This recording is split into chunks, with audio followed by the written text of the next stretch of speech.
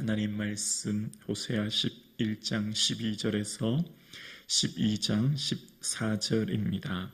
구약 성경 1267면입니다.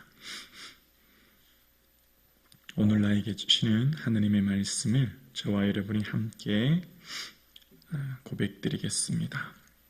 함께요. 에브라임은 거짓으로, 이스라엘 족속은 속임수로 나를 애워쌌고, 유다는 하나님 곧 신실하시고 거룩하신 자에게 대하여 정함이 없도다. 에브라임은 바람을 먹으며 동풍을 따라가서 종일토록 거짓과 포악을 더하여 아수르와 계약을 맺고 기름을 애굽에 보내는도다. 여호와께서 유다와 논쟁하시고 야곱을 그 행실대로 벌하시며 그의 행위대로 그에게 보응하시리라. 야곱은 모태에서 그의 형의 뒷발꿈치를 잡았고 또 힘으로는 하나님과 겨루되 천사와 겨루어 이기고 울며 그에게 간구하였으며, 하나님은 베델에서 그를 만나셨고 거기에서 우리에게 말씀하셨나니 여호와는 만군의 하나님이시라. 여호와는 그를 기억하게 하시는 이름이니라. 그런즉 너희의 하나님께로 돌아와서 인애와 정의를 지키며 항상 너희의 하나님을 바랄지니라.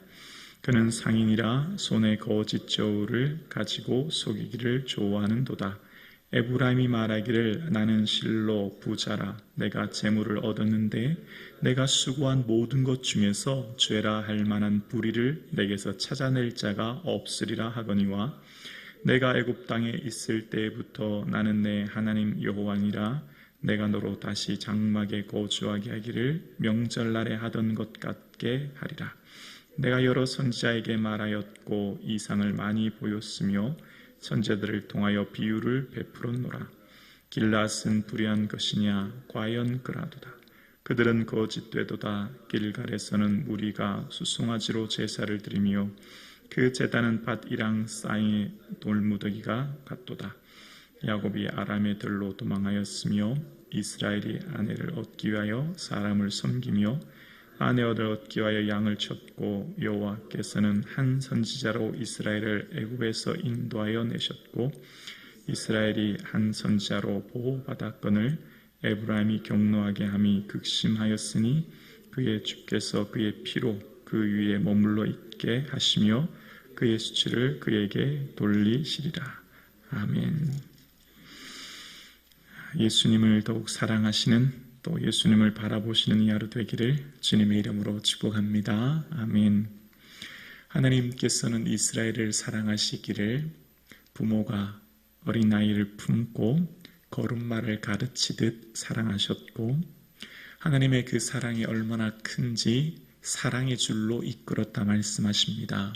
사랑의 줄이라고 하는 이 줄은, 하볼레라고 하는 것은 끈이라는 의미도 있지만 고통이라고 하는 의미도 있습니다. 하나님이 이스라엘을 사랑하시는 것은 고통이요 아픔이었습니다.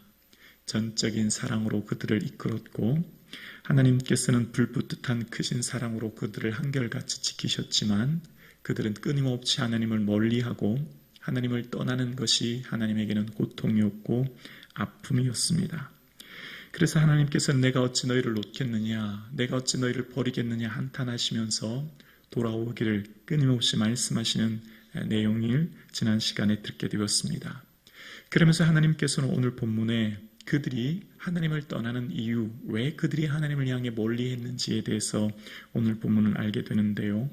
먼저 오늘 본문 이 7절과 8절에 보면 현재 이스라엘 백성들의 상황이 이렇습니다. 7절이에요. 그는 상인이라 손에 거짓 저울을 가지고 속이기를 좋아하도다. 에브라임이 말하기를 나는 실로 부자라. 내가 재물을 얻었는데 내가 수고한 모든 것 중에 죄라 할 만한 불의를 내게서 찾아낼 자가 없으리라 하거니와. 지금 이스라엘 이 백성들이 뭐라고 하냐면 나는 실로 부자다. 나는 큰 부자라는 거예요. 그러면서 이 8절에 보면 내가 재물을 얻었고 내가 수고했다 이런 표현이 나와요. 다 내 노력으로 얻은 거라는 겁니다. 내가 애쓰고 수고해서 어떻게 해요? 큰 부자가 되었다는 겁니다.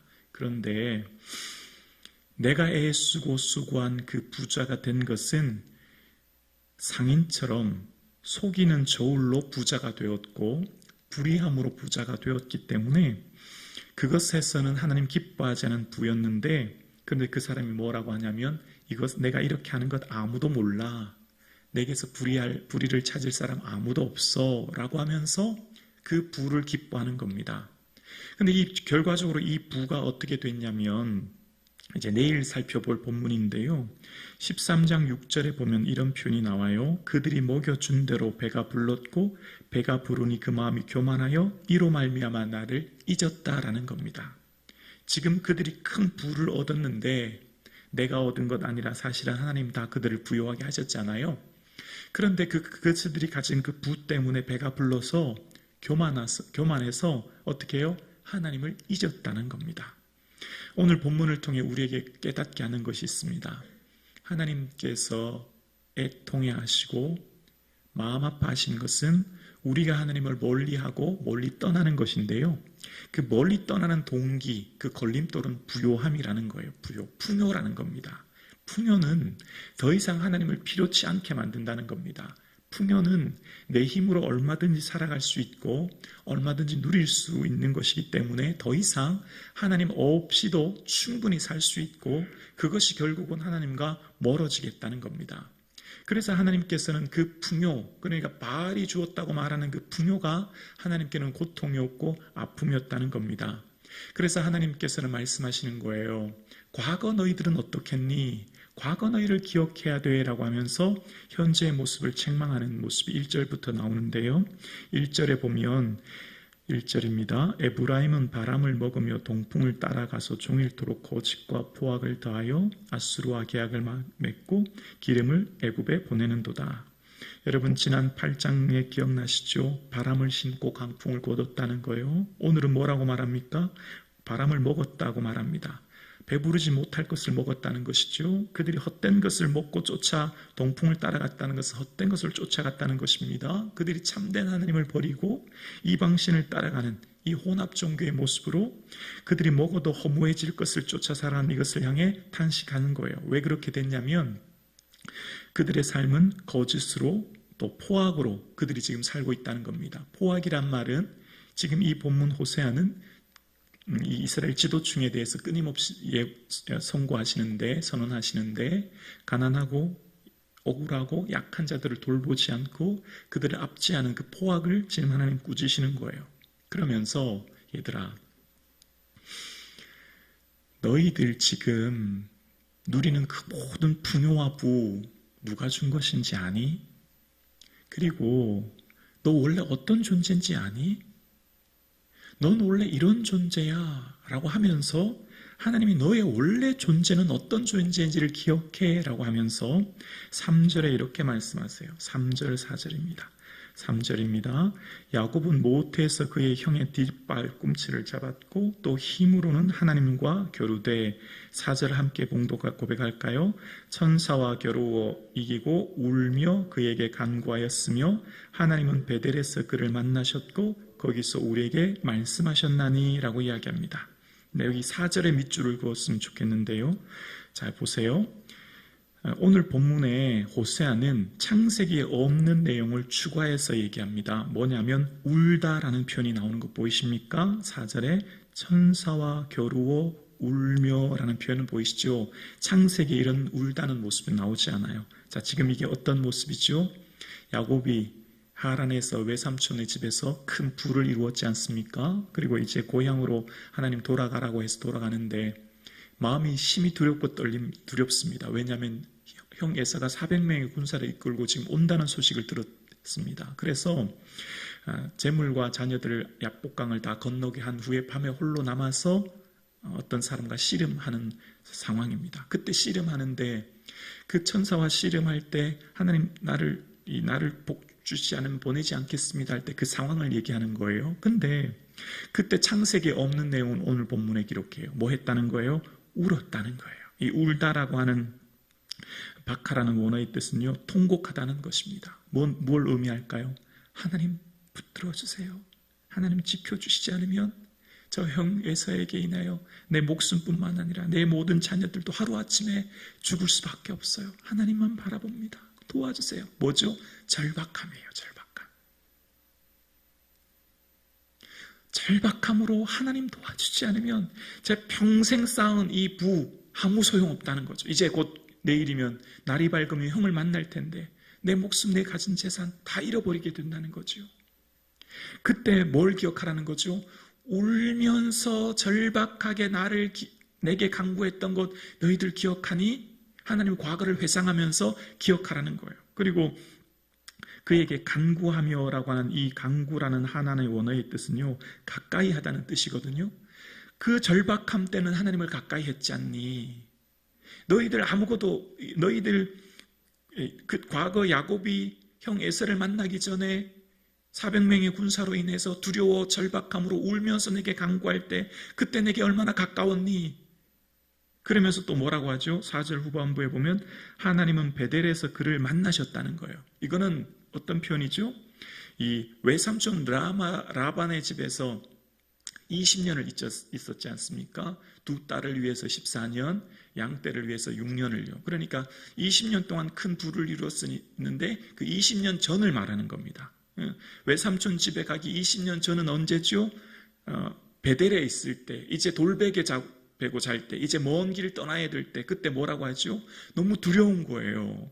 홀로 밤에 돌베개하고 잘 때 천사로 인해서 하나님께 그런 고백을 하죠. 하나님, 제가 가는 길에 저를 지켜주시고 먹을 떡과 입을 옷을 주세요. 그럼 하나님은 나의 하나님이십니다. 제가 그럼 11조 드릴게. 이런 내용이 나와요. 그러니까 야곱은 그때 바라는 것 아무것도 없고 뭐예요? 건강하게 지켜주시기만 하고 먹고 입혀주시기만 하면 더 부족한 게 없다는 겁니다. 그게 전부라는 거예요. 먹여주시고 입혀주시고 건강하게만 주시면 감사하겠습니다. 그 고백했던 것이 20년 전 베델이에요. 그때도 뭐죠? 두려웠어요. 이제 앞으로 가는데 부모를 떠나가는 그 길이 너무 두려웠어요. 그래서 간절함으로 절박함으로 하나님께 아랬지요. 원했지요.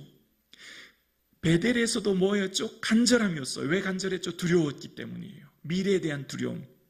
그런데 그가 바라는 것 아무것도 없었어요. 그냥 건강하게만 먹고 입혀만 주시면 좋겠다고 했는데 20년 외삼촌 집에 있을 때 큰 거부가 되었어요. 큰 부를 이루게 되었어요.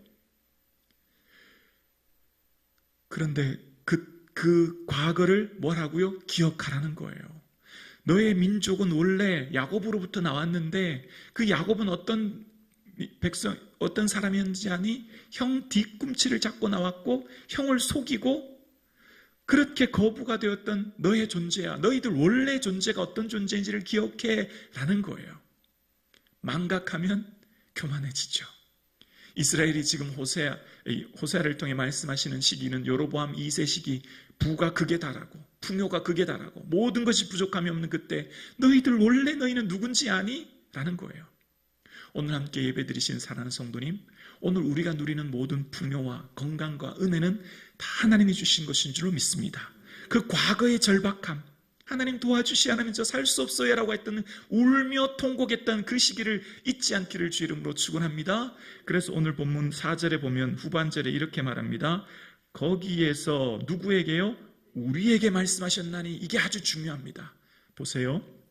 지금 이 본문의 말씀은 호세아를 통해 여로보암 2세 시대의 이스라엘 백성들에게 하는 말씀을 넘어 오늘 저에게 말씀한 말씀이에요. 우리에게 하는 말씀이에요. 그러니까 이 호세아를 통해서 하시는 말씀이 우리라는 표현은 그때 야곱에게도 하셨던 그 하나님께서 오늘 나에게 하는 말씀이시요, 오늘 나에게 하나님 말씀께서 우리에게 기억하라는 말씀입니다. 신명기 29장 14, 15절에 보면 이 모세가 이스라엘 백성들에게 이런 말씀을 합니다. 내가 이 언약과 맹세를 너희에게만 세우는 것이 아니라 오늘 우리 하나님 여호와 앞에서 우리와 함께 여기 서 있는 자와 오늘 우리와 함께 여기 있지 아니하는 자에게까지이니 라고 말씀합니다. 모세가 지금 이스라엘 백성들에게 선포하는 신명기의 그 모압 평지에서 말씀은 너희뿐만 아니라 여기 있지 아니한 어떻게 해요? 너희 후손, 너희 후대, 너희 다음 세대, 누구죠? 우리에게 말씀하신다는 거. 우리에게. 오늘 우리에게도 말씀하시는 말씀이라는 거죠. 말씀은 2000년 전 과거의 사건이 아니라 지금 나에게 말씀하시는 하나님의 말씀이라는 거예요. 그래서 그 말씀을 기억하라는 것이죠. 5절 6절입니다. 여호와는 만군의 하나님이시라. 여호와는 그를 기억하시는 이름이니라.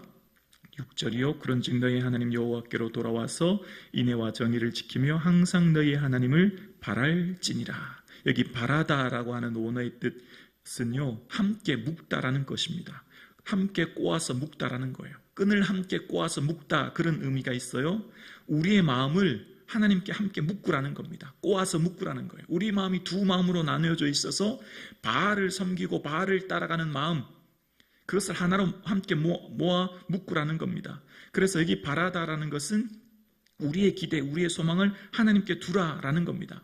왜요? 하나님은 기억하시는 하나님이시라라는 거예요. 우리의 눈길이 바알과 세상과 풍요를 하는 것에서 돌이켜서 한 마음으로 내 마음을 묶으라라는 것입니다. 오늘 우리의 마음이 하나님께만 드려질 수 있기를 주님의 이름으로 축원합니다. 과거의 그 절박함의 눈물을 기억하는 이 아침 되기를 주님의 이름으로 축원합니다.